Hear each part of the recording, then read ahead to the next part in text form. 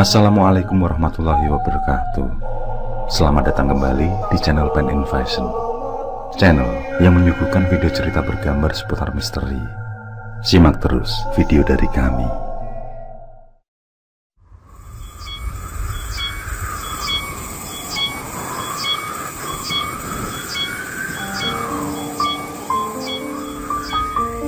Matahari menepi di ufuk barat, jingga menyiram membelah warna bumi. Segala warna burung pun ikut pamit pada alam raya, mendekap hangat di ujung pepohonan rindang. Di bawah pohon itu adalah Nada yang berkeluh kesah pada Dewi, sahabatnya. Nada bingung karena pacar yang menghamilinya lenyap bak ditelan bumi. Di awal dia hamil, Ilham langsung diberitahu, dan lelaki itu pun berkata jika ia siap bertanggung jawab. Tapi sebulan ini Ilham tidak lagi menampakkan diri. Lelaki itu juga sudah meninggalkan kontrakan, yang merupakan pertanda tidak baik bagi Nada. Hubungannya dengan Ilham terjalin 1,5 tahun yang lalu. Nada merasa nyaman dan cocok ketika melewati masa-masa dengan Ilham, lain hal dengan pacar-pacarnya dulu. Hingga entah bagaimana, dia terbujuk rayu dan menyerahkan keperawanannya yang dilindungi selama ini. Imannya goyah, dia lupakan pesan kitab suci di malam itu. Tapi nyatanya bukan penyesalan yang dirasa, dan justru Nada semakin menikmati akan dosa zina itu. Dia benar-benar masuk dalam perangkap setan. Dan kini dia baru sadar kalau apa yang terjadi adalah kenistaan. Dia harus mempertanggungjawabkan hal itu pada orang tuanya. Dan di saat dalam kebingungan, dia pun meminta pendapat dari Dewi yang kebetulan juga sedang hamil menginjak 3 bulan. Hanya saja, Dewi hamil secara sah karena dia telah bersuami. Mendengar penuturan sahabatnya, Dewi yang beberapa hari lalu bertemu dengan Tante Wati, yakni salah seorang anggota arisan, pun mengajak Nada untuk mengikuti niatnya. Dewi bercerita tentang jual janin yang menghasilkan uang ratusan juta rupiah. Dia akan melakukan itu tentu atas izin suaminya. Jika Nada memang tidak bisa menemukan Ilham, juga tidak sanggup mengabarkan pada orang tuanya, maka apa yang ditawarkan oleh Tante Wati adalah sebuah jalan keluar. Untuk meyakinkan jika yang dimaksud oleh Dewi aman, maka Nada meminta untuk menyaksikan prosesi jual janin tersebut. Dewi pun mengajak Nada menemui Tante Lisa, sekaligus menyaksikan dirinya yang akan melakukan sebuah ritual. Dewi sendiri tergolong orang yang memiliki gengsi besar, dan ternyata sifat itu juga dimiliki oleh suaminya. Sehingga ketika ia mengutarakan niatnya untuk menjual janin demi harta, bukannya menolak, tapi sang suami justru mendukung. Padahal yang sedang dikandung adalah anak pertama mereka.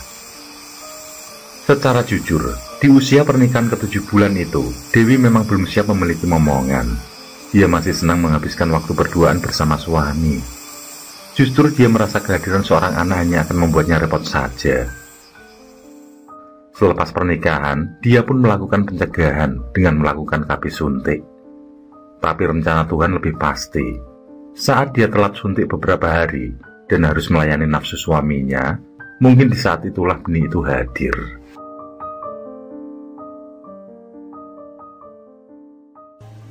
Tante Wati memandang tajam ke arah Nada.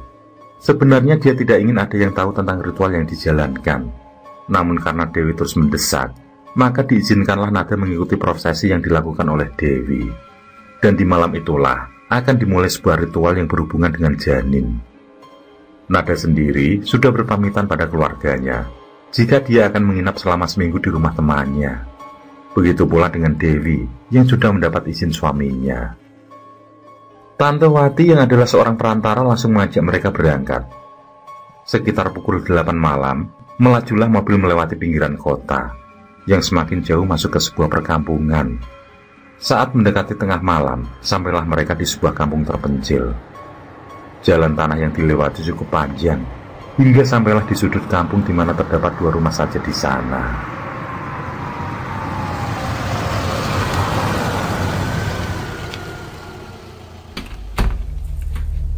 Begitu turun, mereka langsung disambut oleh seorang perempuan tua yang ternyata memang menunggu kedatangan mereka. Perjamuan makan pun sudah disiapkan. mereka menikmati makan malam dengan raut ketegangan. Baik Nada maupun Dewi merasakan aura lain di rumah tersebut. Meskipun masakan yang disediakan berbagai menu ala kampung, namun keduanya hanya mencicipi satu menu saja. Pikiran mereka masih dalam kegamangan. Setelah beberapa waktu, datanglah seorang lelaki tua yang turut bergabung. Tante Wati memberi salam dan tampak begitu hormat pada kakek tersebut. Setelahnya Tante Wati memperkenalkan keduanya dan menjelaskan jika malam itu hanya Dewi saja yang melaksanakan ritual. Si kakek menegaskan jika hanya satu orang, maka Nada tidak diperbolehkan melihat prosesi ritual, kecuali jika Nada memang siap di ritual selanjutnya di 5 minggu ke depan, yakni malam Jumat di pasaran yang sama. Nada berjanji akan menjalani ritual tersebut, tentu saja jika Dewi berhasil.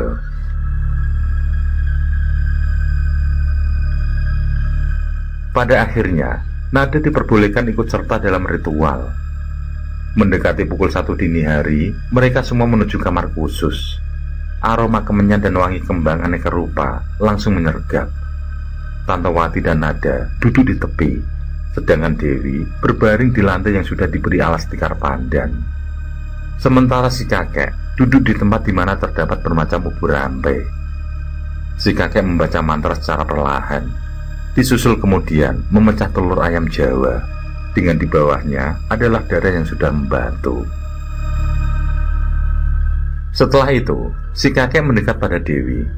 Disingkapnya baju Dewi pada bagian perut, kemudian dielus-elusnya perut Dewi searah jarum jam. Dewi yang semula tenang tampak menggenggam kuat jemarinya. Dia seperti menahan rasa sakit yang tidak terkira. Pada akhirnya, teriakan keras itu pun tumpah juga dari mulut Dewi. Meskipun begitu, dia tetap berusaha menjaga agar tidak bergerak keras. Menyaksikan itu membuat Nada cukup tegang. Dia berharap semua akan berjalan lancar dan sahabatnya itu akan baik-baik saja.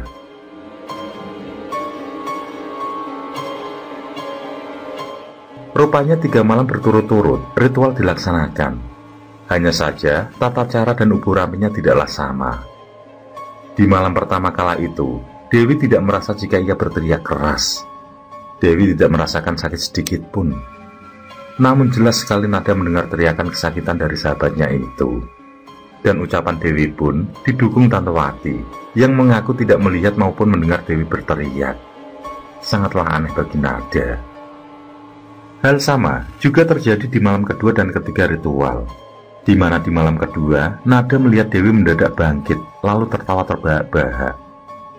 Matanya melotot sembari mengucapkan selamat jalan pada si jabang bayi. Namun lagi-lagi Dewi tidak merasa dengan apa yang disaksikan Nada.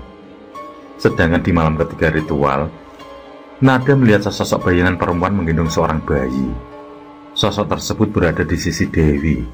Yang mengerikan adalah mulut bayi tersebut berlumuran darah. Sedangkan sosok yang menggendongnya adalah seorang perempuan yang sangat menyeramkan.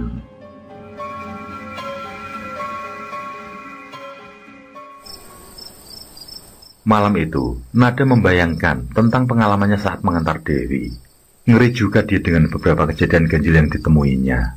Tapi berulang kali berpikir, dia pun memutuskan melakukan jalan pintas tersebut. Dia lebih ngeri jika harus melakukan aborsi atau melenyapkan janinnya dengan obat-obatan, yang tentu saja juga mengancam nyawanya sendiri. Mungkin menjadikan si jabang bayi menjadi tumbal adalah jalan keluar terbaik. Selain aman, dia juga akan mendapatkan uang yang jumlahnya tidak sedikit. Ketika hendak menghubungi Dewi atas keputusannya, terlebih dulu ponsel Nokia 3310 yang dipegang berdering. Dengan agak ragu, Nada mengangkat juga telepon dari nomor tanpa nama tersebut. Dan dia pun cukup terkejut saat yang menelepon adalah Ilham.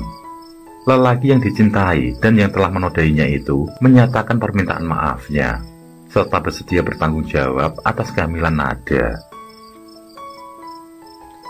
Dengan kesatria, Ilham mengungkapkan jika dia akan datang melamarnya besok. Dia sudah menceritakan semua pada orang tuanya dan akan mengajak ayah serta ibundanya ke rumah Nada besok. Beritahu orang tuamu ya. ucap Ilham serius. Nada menitikkan air mata serasa tidak percaya dengan apa yang ia dengar. Setelah telepon ditutup, dengan girang, Nada memberitahukan kabar bahagia itu pada ayah dan ibundanya. Dengan berat, dia menceritakan tentang kehamilannya juga. Sempat sang ayah naik pitam, tapi nasi sudah menjadi bubur. Saat dia bercerita bahwa dia hanya berhubungan badan dengan Ilham saja, sang ayah pun mulai bisa menerima. Yang terpenting sekarang adalah jodoh yang benar demi masa depan yang lebih baik. Bukan hanya masa depan tentang dunia, tapi juga tentang akhirat. Sang ayah menuturkan jika nasab bukanlah sesuatu yang main-main dalam agama yang mereka anut. Seandainya bukan dengan Ilham saja, maka permasalahan nasab akan menjadi lebih ruwet. Kalau Ilham tidak mau bertanggung jawab, itu juga ada peraturan tersendiri dalam Islam. Kelak jika anak itu lahir dan menginjak dewasa, maka dia tidak dibolehkan menikah dengan orang satu wilayah di mana Ilham tinggal. Hal itu demi menjaga agar tidak terjadi pernikahan sedarah atau pernikahan yang dilarang agama. Sang ayah pun memutuskan segera menikahkan keduanya agar tidak terjadi zina yang berkelanjutan. Setelahnya, sang ayah berpesan agar keduanya melakukan pertobatan, sehingga dosa besar yang telah diperbuat mendapat ampunan. Tentu hal itu juga mempengaruhi ibadah mereka di kemudian hari. Nada merasa tenang dengan sikap kedua orang tuanya. Dia berjanji akan menuruti semua nasihat ayahnya.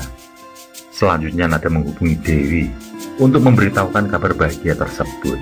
Sekalian dia minta maaf karena harus mengurungkan niatan untuk jual janin demi ritual pesugihan pada Tante Wati. Tanpa menunggu waktu, setelah keluarga Ilham meminang, maka prosesi pernikahan pun dilangsungkan, tepatnya sebulan setelahnya. Meskipun perut Nada terlihat agak membuncit, tapi sesuai kesepakatan dua keluarga, pesta pernikahan tetap digelar dengan meriah. Maklum saja, Ilham merupakan putra bungsu, jadi pesta mantan tersebut menjadi mantu terakhir bagi orang tuanya yang harus dirayakan.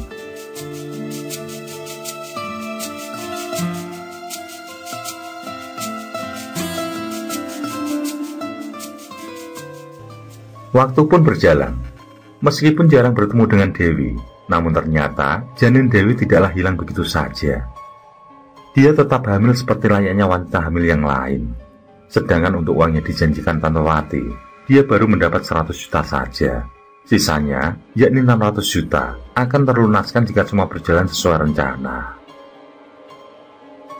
Menginjak usia kehamilan 7 bulan, Dewi mulai sering menelepon Nada. Dia merasa takut karena seperti diteror bangsa halus. Sedangkan menurut Tante Wati, kelak bayinya akan menjadi bayi bajang, dan itulah yang akan menjadi persembahan. Dan di saat bayi itu lahir, sisa uang yang dijanjikan akan dilunasi. Seperti apa yang dialami Dewi, Nada yang kandungannya menginjak 7 bulan juga merasa ada yang tidak wajar dalam kesehariannya.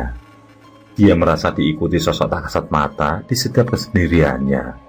Meski tidak mampu menangkap secara langsung, tapi selalu saja perasaan itu muncul.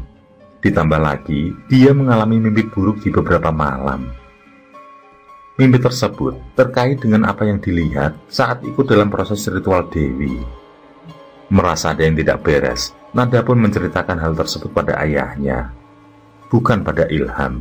Nada yakin jika sikap bijak sang ayah mampu menyelesaikan permasalahannya. Nada berkunjung ke rumah orang tuanya, lalu menceritakan tentang niat buruk untuk menjual dan menghilangkan di saat dia dalam masa kebingungan dulu.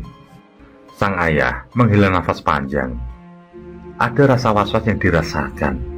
Dia takut jika sang dukun secara diam-diam ikut menyebut jabang bayi yang dikandung Nada, yang berarti Nada juga diikut sertakan dalam prosesi ritual. Hari itu juga sang ayah mengajak Nada menemui kakek imam, yang tidak lain adalah adik dari mendiang kakeknya. Memang di kampung, kakek imam dikenal salah seorang mumpuni dari sekian banyak ustadz maupun dukun. Setelah melakukan penerawangan, kakek imam berpendapat jika apa yang dipikirkan ayah Nada memanglah benar. Tanpa diberitahu, Nada telah diikut sertakan dalam ritual yang dilaksanakan Dewi 3 malam berturut-turut. Aku akan membantumu sekuat tenaga. Tapi hal terburuk tetap akan terjadi, karena kekuatan ilmu hitam dan makhluk alam lain telah terhubung. Dan kemungkinan terbesar adalah bayi kamu tidak terselamatkan. Penuturan kakek Imam membuat Nada juga ayahnya cukup terguncang. Tapi bagaimanapun juga, semua telah terjadi. Penyesalan hanya akan membuat luka hati bertambah dalam. Kakek Imam menyuruh Nada menginap 3 malam di rumahnya. Dan bagaimanapun juga, Ilham harus diberitahu akan hal tersebut. Selama 3 hari tersebut, Ilham ikut dalam proses ritual sang istri di rumah kakek Ilham. Ilham turut menyesal atas perilaku pada Nada waktu itu. Dia tidak menyangka jika Nada punya pikiran untuk menggugurkan kandungannya. Tepat setelah prosesi ritual selesai, Nada merasakan kesakitan pada perutnya. Dan meskipun kakek Imam menahan dengan segala kemampuan, pada akhirnya bayi di perut Nada hilang juga secara gaib. Yang menjadi fokus kakek Imam adalah keselamatan Nada. Menahan sakit yang teramat sangat, pada akhirnya Nada kelojotan lalu pingsan. Di saat itulah ponselnya berdering yang langsung diangkat oleh Ilham. Suara dari seberang mengabarkan jika beberapa menit yang lalu Dewi meninggal dunia. Si penelepon menceritakan kalau Dewi kesakitan selama 3 hari 3 malam. Dan di malam ketiga, yakni di malam ini, dibawalah Dewi ke rumah sakit karena tidak kuat menahan rasa sakit tersebut. Sebelumnya sudah diperiksakan ke dokter spesialis. Namun, tidak ditemukan indikasi penyakit maupun hal lain yang membahayakan dalam janin Dewi. Di saat perjalanan ke rumah sakit itulah, Dewi mengejan, matanya melotot, dan tangannya mencengkram kuat selimut yang dipakai. Dalam hitungan detik, dia mendadak lemah, kemudian menghela nafas terakhir. Bersamaan dengan itu, kandungannya juga hilang secara gaib. Setelah sembuh, Nada menyambangi rumah Tante Wati. Namun ternyata, rumah tersebut sudah dijual, dan tidak ada seorang pun yang tahu di mana alamat yang baru. Nada juga menyelidik rumah sang dukun. Sama hal dengan Tante Wati, sang dukun dan keluarganya juga raib entah kemana. Sementara itu, suami Dewi mengaku jika dia mendapat kiriman uang dari pos sebesar 600 juta rupiah. Namun dia sangat menyesal.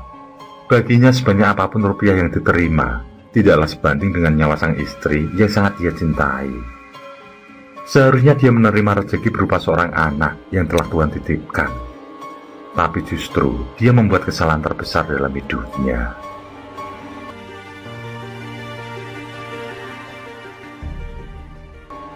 Sekitar 4 tahun kemudian, suami Dewi mendadak masuk rumah sakit jiwa. Yang setahun kemudian, dia menyusul Dewi dengan pusara yang disandingkan sesuai permintaan. Anehnya, selama di rumah sakit jiwa, tidak menampakkan ada gangguan kejiwaan pada sikapnya. Tapi menurut dokter ahli, gangguan jiwa yang dialami memanglah memiliki riwayat yang jarang ditemui.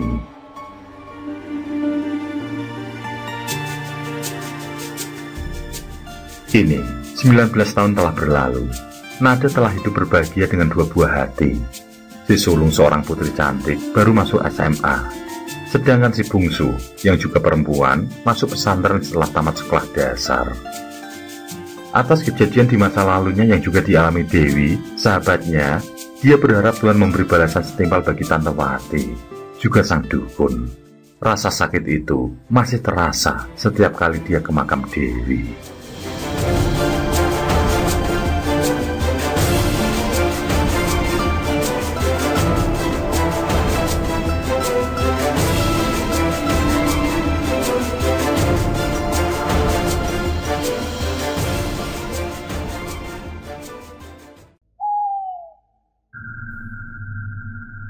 Oke, terima kasih. Semoga kawan-kawan terhibur, dan untuk ke depan, semoga channel ini bisa lebih baik lagi. Akhirul kalam, wassalamualaikum warahmatullahi wabarakatuh. Sesandingan hormat kali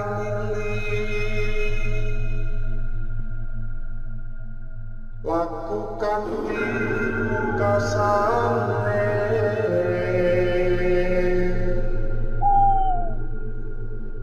Anda Go